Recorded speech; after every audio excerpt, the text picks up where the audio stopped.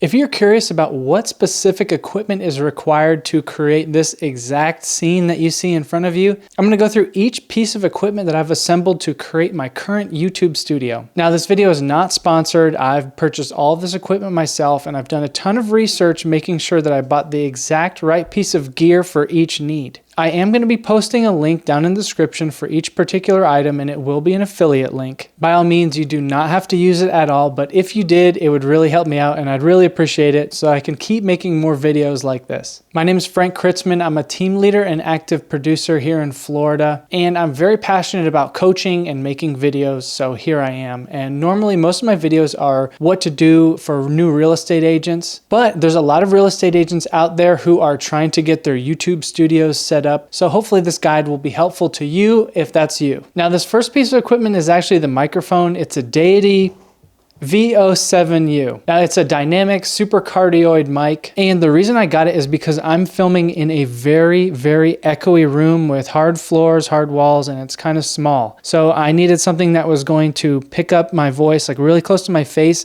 and not pick up any of the echoes in the room, and I really feel like it's done a pretty good job. For reference, this is just me filming off my iPhone with no mic or anything so that you can get an idea of the sound difference with this mic. Check, check, sound test.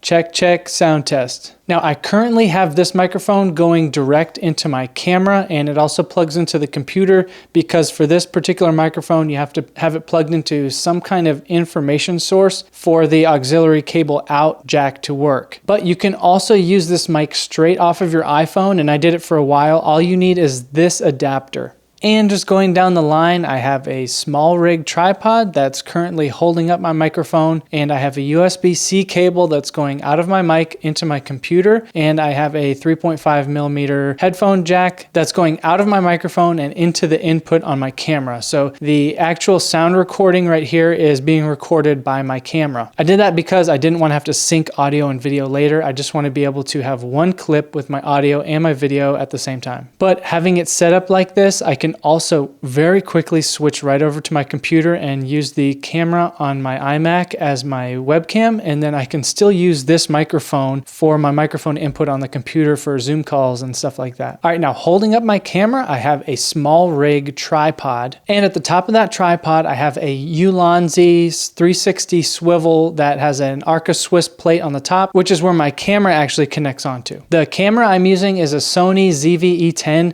and honestly, I could not be happy with it. It's a great camera for the price. For a camera lens, I swapped out the kit lens for a Sigma 16mm 1.4 f-stop. That seems to be the pretty popular go-to lens, and that was kind of like the lens that everybody suggested for like vlog type videos and talking head videos. And I can also do pretty good real estate walkthrough videos with them. You know, I take the camera on the run and I'll go out and take very high quality videos of listings to send out to clients. So for me, that particular lens does everything I need it to, and it works great. Now on my camera, I have a small rig cage that's mounted to the camera, and this gives me a mounting plate on the bottom and mounting plates on the side and top, as well as a bigger grip. And this works really well for me because I can very easily take this camera off the tripod, I can throw it in my bag, and I have a top handle and side handles that we use out filming on the go out and about in town. So having that cage on the outside with the quick release plates for the handles allows me to easily swap between whatever I want to use the camera for. For my light, I have an Amaran 60D, and I also have a GVM light box diffuser thing that goes over the outside that allows the light to kind of fall on your face a little bit better. And there's also an app that controls the light box, so I can go into the app and I can very easily change the lighting just like that.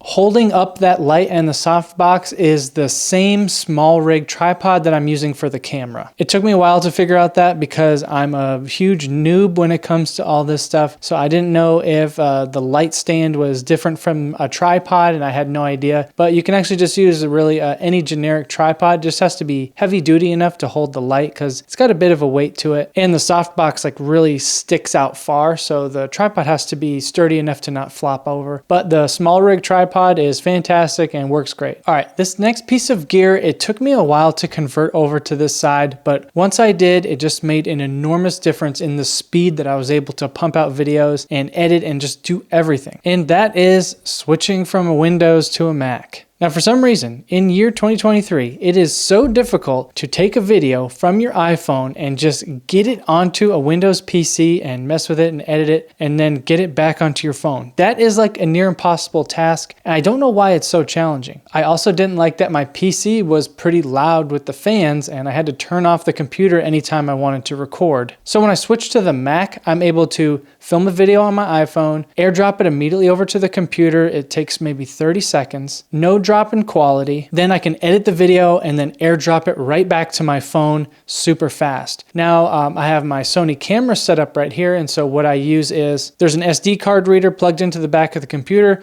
As soon as I'm done filming a video, I turn off the computer, pop the SD card out and swap it with the one that's in the SD card reader in the back of the computer. Also very, very fast. And I can keep the computer on the whole time because it's perfectly silent, so you can't hear it at all. The only time the fans kick on is when I'm processing like a pretty large video, exporting it from DaVinci Resolve. But other than that, it's perfectly quiet, and the computer, as far as processing goes, is more than capable to handle any 4K videos that I throw at it. Even though normally I just work with 1080p videos, I don't really mess with 4K that much because it's just not necessary. And the file sizes are kind of large, so it just makes it a little bit more of a challenge. 1080p works for me, and just switching over to that Mac has been just an insane time savings. It's a time multiplier, and it's been one of the best investments for my business, both video and real estate. Now, this next piece of gear, super important. It quite literally 10x'd my editing speed, and that is the Logitech MX Master 3S for Mac. This particular mouse has some extra buttons on it that you're able to program certain key combinations into. So I'm able to go into DaVinci Resolve and program those particular shortcuts to the buttons on the mouse and really, really speed up my editing. And the last thing is I got some acoustic panels up on this wall over here. I'm not really sure if they made a huge difference, but I kind of like the way they look, so I'll keep them up. And then obviously I have the guitars back there.